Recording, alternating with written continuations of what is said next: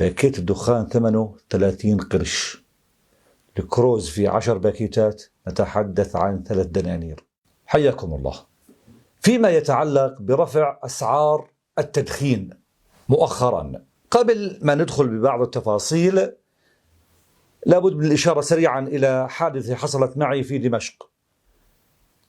قبل 3 سنوات تقريبا كنت بزيارة شخصية في سوريا في دمشق لأحد الأصدقاء. بالشارع على الرصيف في البسطة وجدت شخص رجل مسن ببيع دخان. من ضمن الدخان أنواع التدخين الموجودة على البسطة دخان يباع أيضا بالأردن وفي سوريا. سألته كم ثمن باكيت الدخان؟ جاوبني بالسوري لما حسبتها وحولتها باكيت الدخان ثمنه 30 قرش. الكروز في 10 باكيتات نتحدث عن 3 دنانير. أنا غير مدخن. لما رجعت على الأردن فسألت كم ثمن الكروز من هذا النوع؟ قالوا لي 15 دينار، ما يعني بأنه 1.5 دينار للباكيت. نفس النوع في سوريا بنباع 30 قرش، في الأردن 1.5 دينار الباكيت. 3 دنانير الكروز و15 دينار الكروز في عمان أو في الأردن، تماما نفس النوع. سألته أنا من وين هذا؟ قال لي بيجينا من الأردن. السوري جاوبني إنه هذا دخان بيجينا من الأردن، ما يعني ب30 قرش سعر الباكيت الواحد. المصنع مستفيد، شركة التبغ، الموزع مستفيد، والتاجر مستفيد، ويباع للمستهلك ب30 قرش، بينما في الأردن يباع في 1.5 دينار. طيب، قيس على ذلك أنواع أخرى من الدخان.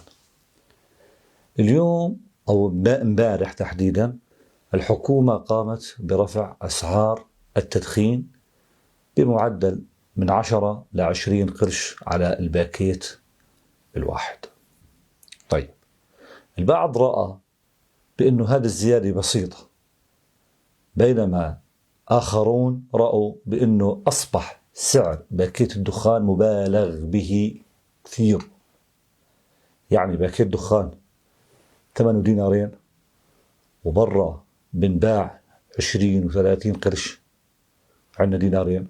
طيب، هذا الفارق بالسعر اليوم، يعني فارق هائل بالسعر، بخرج من المصنع. الناس تتساءل الآن، سعر باكيت التدخين مبالغ به تماما، كثير غالي. المصنع لا يربح والتاجر لا يربح أيضا بقدر ربح الحكومة، بناء على ما تابعنا وشاهدنا. طيب، من جهة أخرى اليوم الشريحة الأكثر إقبالا على التدخين هي الشباب، ونعلم تماما هموم الشباب بسبب البطالة. الشاب اليوم بفش غله بالسيجارة بسبب يعني الحالة اللي هو فيها، الوضع الاقتصادي اللي عايشه، البطالة اللي بيعاني منها.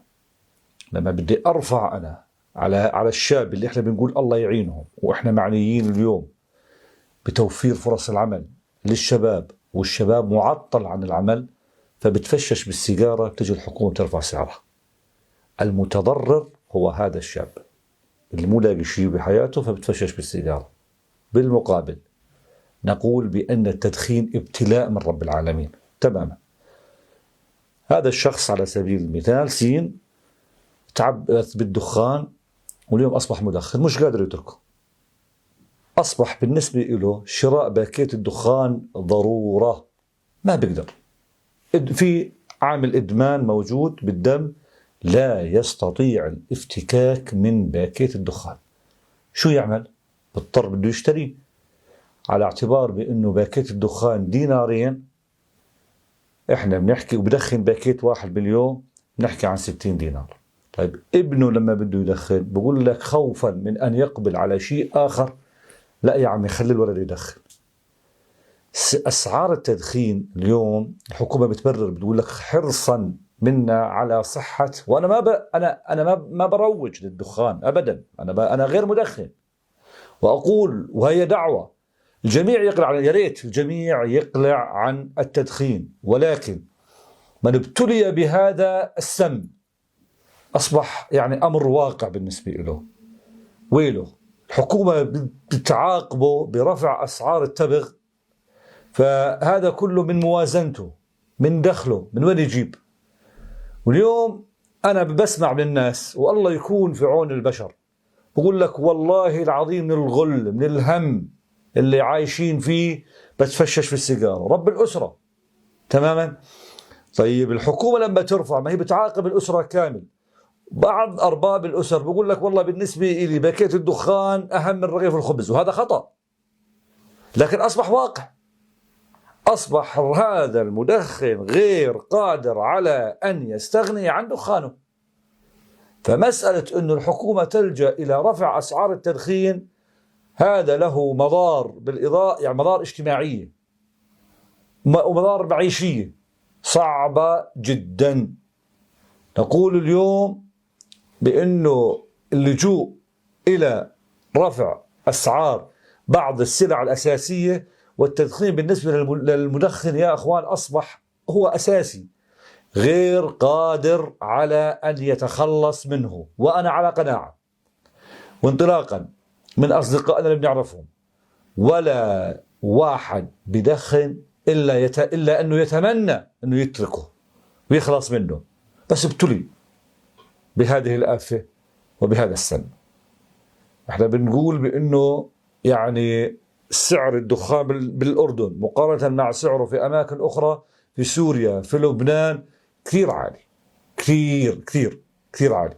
والحكومة توجد لنفسها ذرائع بأنه والله أنا بدي أرفعه، مش لأني بدي أعاقبه، مش لأنه أنا والله لا حبا بفرض ضريبة إضافية، وإنما حرصا على سلامته. هذا حكي الناس ما بتقتنع فيه على الإطلاق. نتمنى طبعا بأنه الحكومة تخفف على الناس من خلال اتخاذ العديد من القرارات التي تتعلق بالواقع والوضع المعيشي على الأسر وبالذات الفقيرة. شكرا.